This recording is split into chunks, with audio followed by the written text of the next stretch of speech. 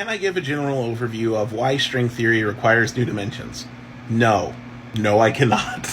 I'm just kidding, but really it is kind of hard. So I'm not the biggest fan of string theory, and there's multiple types of string theory. There's superstring theory, which requires 10 dimensions.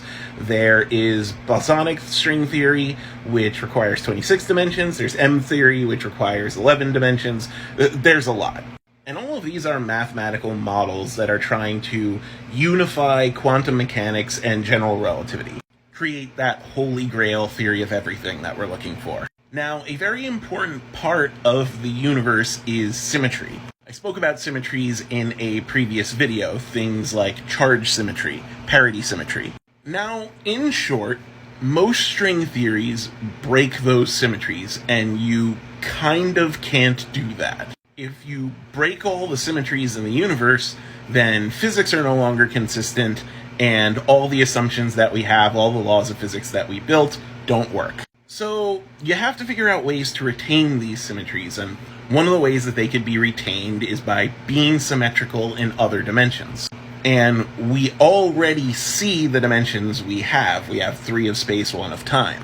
And so in these mathematical models, they use higher and higher dimensions to find areas in which the models preserve symmetry.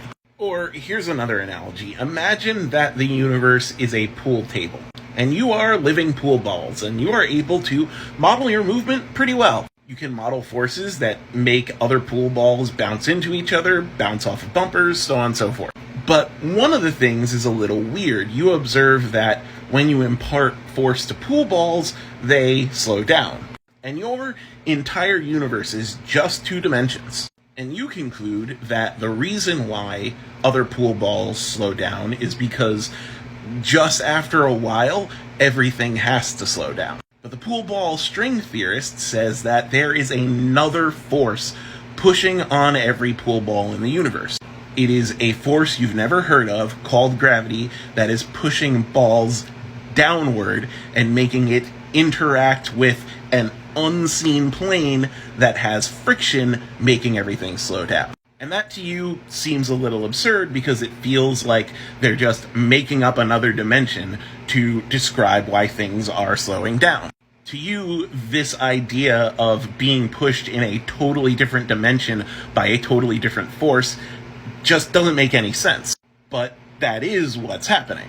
That's what string theorists theorize is happening with the 10, 11, or 26 dimensions. There are forces enacting us in other dimensions that we can't see, but that is how the universe works, according to them.